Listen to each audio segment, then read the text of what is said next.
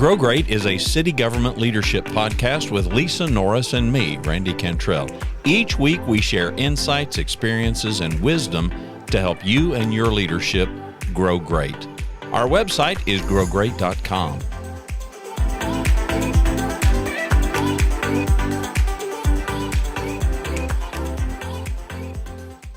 So I've been in this managing director role since October of 23. We are now sitting here in July of 24. A lot to learn. Had been in HR for 27 years, moved into a new role, and essentially starting over, if you can imagine that. So a managing director here in other cities is probably similar to an ACM, not necessarily the number 2 in command.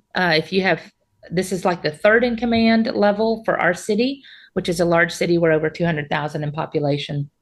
And I'm trying to figure it out. Pardon the interruption, but I have encouraged Lisa to share with you guys as much as she's comfortable to kind of document this process, because we've got a big opportunity that hopefully can serve everybody else, of a person who's been a director for a long, long time. So she's got perspective of that, and now gets an opportunity kind of late in her career. She's a seasoned pro, a real subject matter expert when it comes to HR, and now gets bumped up to CMO. And it's just a rare opportunity.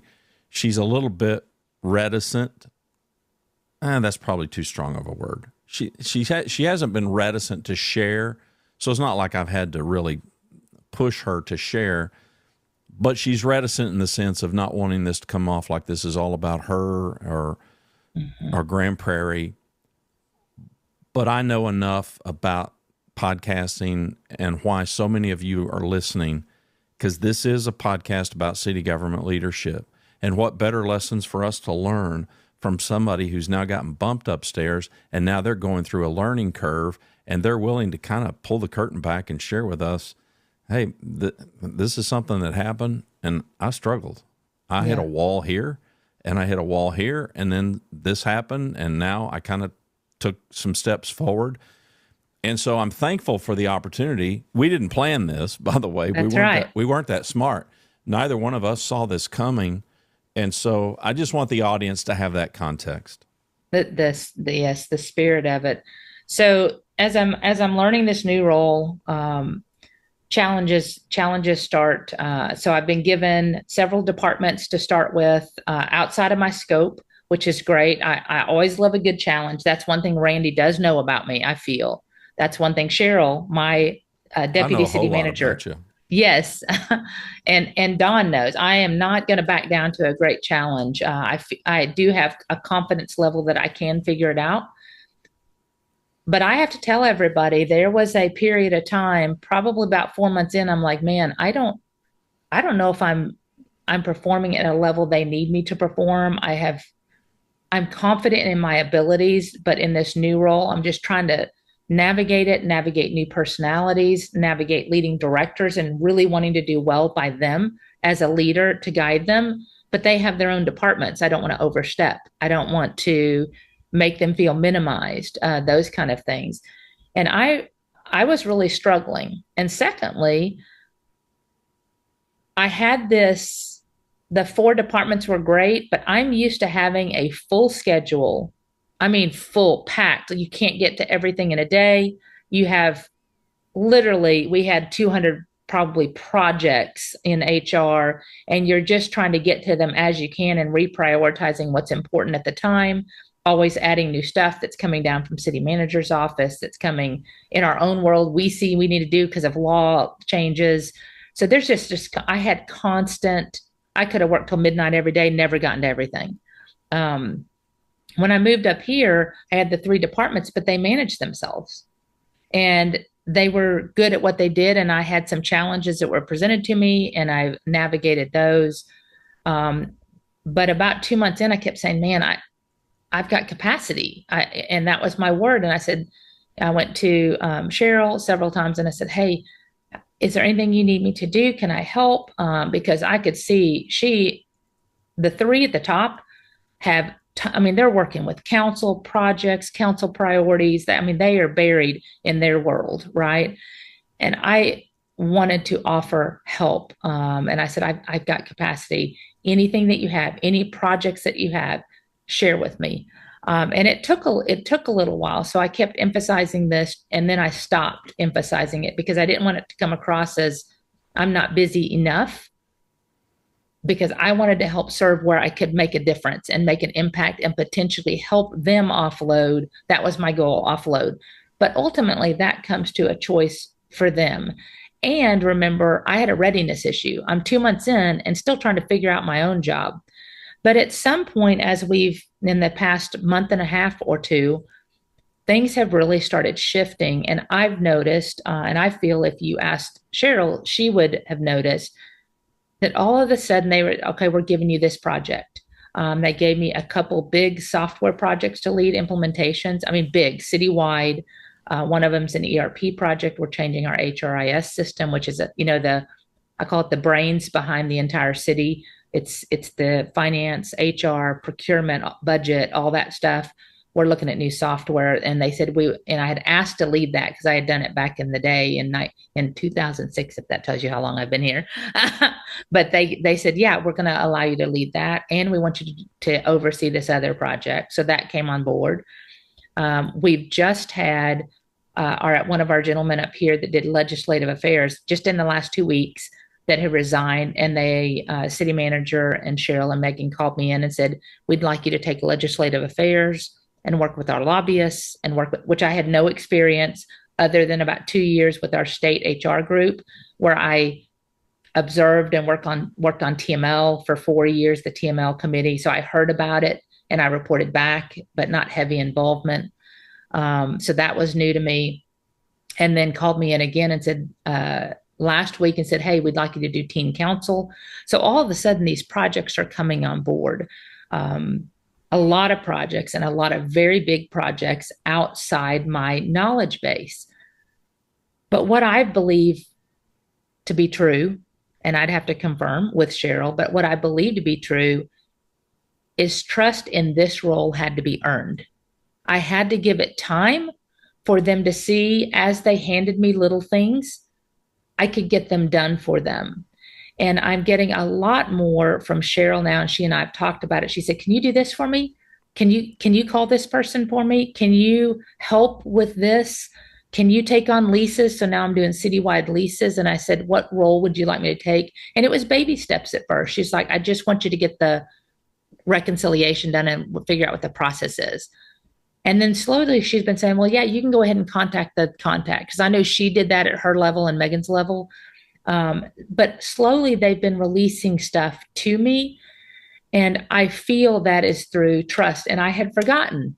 I'd been in my role and an expert so long that trust still has to be earned at any level you encounter. They had to have faith in me that I was doing it not only well, but right and timely. And that was important. And I think once I started demonstrating that, you've heard us focus on this podcast, Randy and I, on being able to serve down, out, and up.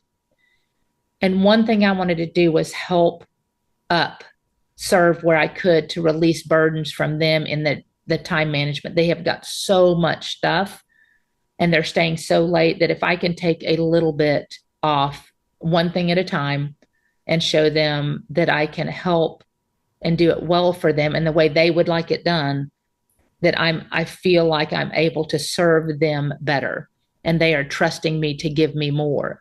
And what that has done for me, they're serving me back because they're giving me stuff that is outside my knowledge base that contributes to my knowledge at this level in city manager's office, which is hugely valuable to me. A little bit, I wouldn't say intimidated by it, but it's a little fear factor in, man, I've got a lot to observe. I don't normally work with lobbyists. I don't normally work with senators and representatives and go visit with them on issues affecting our city. But I feel confident I can learn it. And I feel confident in myself. And so I hope through this, I wanted to share that with the group, because you're like, well, you've been there, you know all the people, you know the place. I don't. I know all the people here in the city, but they're giving me things outside of my knowledge base that is brand new for me. And when they gave it to me in the legislative, I said, I am going to need your help because one, I don't know what you expect, what was been given to you and what you want changed. And secondly, I want to do a good job of the city, but I've not been involved in legislative affairs. So if you are willing to coach and teach me and help me answer questions of areas I may not have knowledge, then I can do a really strong job at this role for the city. And they all, of course, all agreed to do that for me. But I had to set the expectation that my knowledge here is just minimal. I've only been involved at the lowest level. And now I'm going to be dealing with not only our council on their priorities, but then transferring that to legislative affairs and making sure I'm invested in what's important to them and watching bills evolve and getting that information back timely. So all that to be said, as we move through these roles, if you are going into a new role, even if it's in your field of expertise, there is so much to learn and so much to gain trust. You have to remember that you have to earn that, you have to work for it, and you have to watch those around you to really understand what they need from you so that you really can focus on others, which is what we talk about leadership being and how it's defined. Yeah, and we also define, one of our definitions is to do for others what they can't do for themselves. And I would say two things. One, CMO bringing you and Walter in as managing directors, this kind of new position, but still incorporated into the city manager's office. And they could have easily just thrown you in the deep end of the pool. She's going to sink, she's going to swim, whatever. But they didn't do that. And for a high performer like Lisa, that could be read as, well, they're not gonna give me something, or I mean, there could have been all kind of negative head trash that could have entered, but that's not what they did. And two, that's not what Lisa did. So the thing that Lisa illustrated was willingness. And I learned a long time ago from an old woman when I was in my 20s and it's just indelible in my mind, of the one thing that you're hiring for. Because I'll just never forget. She just said, Randy, you're hiring for one thing, and you're only hiring for one thing. And I leaned forward. We're in a booth at a Steak and Ale. That's how long ago this was. Hey, we're getting a Steak and Ale in Grand Prairie back. Can you believe that? You are. It's well, so hip, exciting. hip, Anyway, Don and I eat our anniversary dinners there for years. Yeah. So we're super stoked. Anyway, go ahead. Well, this was right behind where I officed at the time.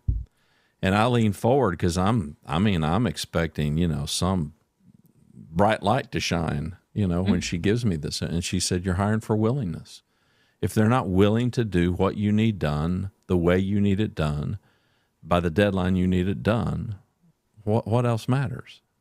And I thought, well, duh, nothing else matters.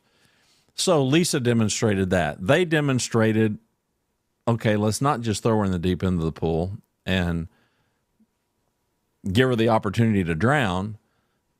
And so they had some patience, and they knew that they were going to have to make an investment in some time, which anytime we do as leaders, that is naturally going to slow us down for a period of time. I've seen this over and over, and I would tell you that if you're nervous about slowing down so that you can teach or train somebody else, rethink it. Yes, it will. It absolutely positively will slow you down momentarily. But the speed that you will pick up on the back end will transcend any slowness that you incorporated at the front end. It just does. It's a compounding effect. You will more than make up the ground that you feel like you're losing by taking the time. And I do think timing mattered in Lisa's situation, in that CMO needed to figure that part of it out. Because, come on, we all know the cities our cities and towns keep on going. Everything just keeps on moving. Nothing's going to stop. Nothing's going to slow down. It's all going to keep going. And for a city that's as thriving and growing and as large as Grand Prairie, it absolutely never slows down. It just keeps picking up speed. It's just downhill, downhill, downhill, picking up speed all the time. And so to do that, so kudos to them for that. Kudos to Lisa for displaying her willingness to take on. And yes, she wants to be a valuable team member, but she and I have had just too many conversations where she wasn't focused on herself. She wasn't focused on her ambition. You'll just have to trust me when I tell you that many of our private conversations throughout all of this was a real intent focus on Cheryl, her boss, and Bill, the city manager, of trying to relieve whatever pressure and whatever stress she could, whatever contribution she could make to make their lives easier. That was genuine.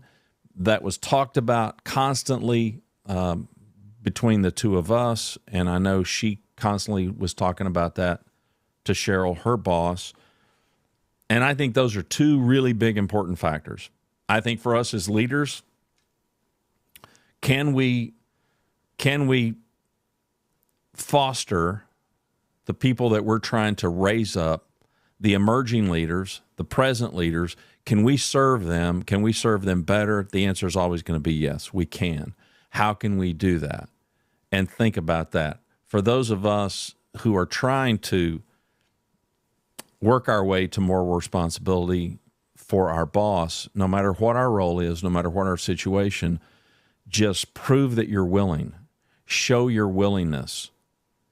I have many conversations with city leaders, city managers, and even at director level. And the problems stem from employees, team members that in some form or fashion are constantly, persistently displaying an unwillingness. I hear it when I hear about absenteeism. I hear about it when I hear about people who you give them something new and you feel like you invested in them and they drop the ball. And you hear about it with people that you just see so much potential in, but maybe they don't see it in themselves, or maybe they don't have the ambition or the drive. I mean, I just hear story after story after story every week that speak to our willingness, or a person's willingness or unwillingness. So those would be my two shots. Yeah, and second to willingness, we've had many discussions at this city with many leaders that willingness and attitude you cannot create. That it has to be inherent in a person. They have to be willing, and they have to have the attitude to it and the desire to want to achieve. Then beyond that, know that they have to be able to demonstrate and apply. If they cannot, then if they're willing, that is critical. But then you have to have them be able to demonstrate the ability to apply what is learned in their willingness as you're sharing knowledge and wisdom, et cetera. That becomes a second component because that's the active part of it, correct? Yeah, well, you have to have execution is key. Yeah. So all those things are critically important. And most of all through this, I think it's, if you've listened to our prior podcast about the owl, the wise old owl, it is going to be so important to understand that you need to watch and listen. You need to watch and listen. Don't be so eager that you're not catching the lessons you're learning along the way, and the intent of somebody trying to grow you and stretch you. Sometimes I see eagerness get in the way. They're so eager and confident. They're just knocking stuff out off the list. And that may not be what is trying to be taught. What may be trying to be taught is your leadership ability, your ability to engage, your ability to lead and influence a team. It's not just about how fast and how many things you can get done, but the impact and the influence you're having upon others. That's what a true leader is about. Well, and to be fair, the advice that I was given by this elderly woman, she was in her 80s, I was in my 20s. And of course, when she first asked, well, what are you hiring for? And I of course, did what I think we all do. I went and listed all these skills, these various skill sets. And she made a point. Yeah, well, you need people that are able to do the job. But you could hire somebody that's a subject matter expert. They've got skills. And maybe they've demonstrated that in the past, but if they're not willing to do it, if they're not willing to execute, or if now for some reason you find that in your scenario, in your situation, they're not able to do what you want the way you want, then that doesn't matter either. So no, you're 100% right. Capacity, ability, but you're in a situation where you're a proven quantity. I mean, being the HR director for a city as large as Grand Prairie is no small thing. And you touch every department, every employee, and so they knew you had the skill set to do it. But you're also thrown in the deep end of the pool with some things that you've never done before. That are an unknown, correct. And so the learning curve on that, do you think that it was necessarily presented as, well, we're not sure she can do this? Because when we hit record, for you, I know there was one word, and we really didn't even bring it up in our conversation yet, and that word was trust. I mean, do you think, I don't know, speak to that. Where do you think trust was in all of this? I definitely feel that there was confidence in my ability, and I definitely feel they knew I was willing. I had expressed it for a couple years, specifically with Bill when he called me in. I appreciated the fact he said, I'm promoting you. Do you know why? And it sounded like a rhetorical question, not something I'm responding to, right? And he said, because you've earned it. You have earned it. You have worked hard, and I know you were interested. And he gave me the opportunity. So I feel there is trust in my ability. I feel that Cheryl had trust in my ability to do it.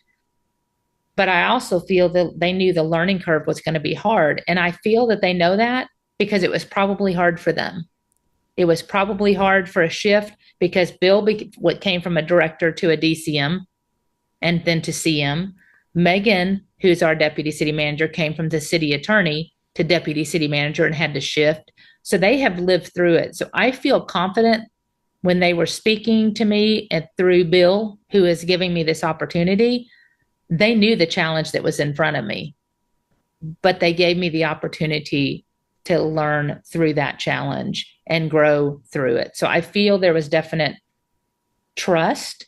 That the interesting part of this, Randy, was I had confidence in myself, but there were many times I was like, man, I just don't know if I'm doing what they need me to be doing. You start getting, you call it head trash. You definitely start getting head trash when things are not going well and the challenges are becoming substantial, because I hadn't faced that in 27 years.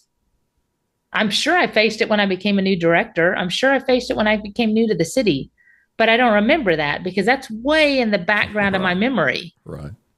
But boy, I honestly didn't think it was going to be a hard transition because I know the players, I know the city, I know the people, I know the roles and the jobs and the challenges in the industry. But I had a lot to learn. And that's what I'd leave it with. We have a lot to learn. We have respect to be earned. It doesn't matter your role. You must work hard to regain trust, regain knowledge, and demonstrate ability in any new job that we have. That's what's critical in leadership. And we need to remember that when our people have new jobs. They need us as much as we need them to help teach and guide them, not judge them. Yeah, the heat of the sun can either make you bloom or it can make you wither. So my parting shot is make yourself bloom. Thanks for watching and listening to Grow Great, the City Government Leadership Podcast. For Lisa Norris, I'm Randy Cantrell. Be well, do good, grow great. The website is growgreat.com.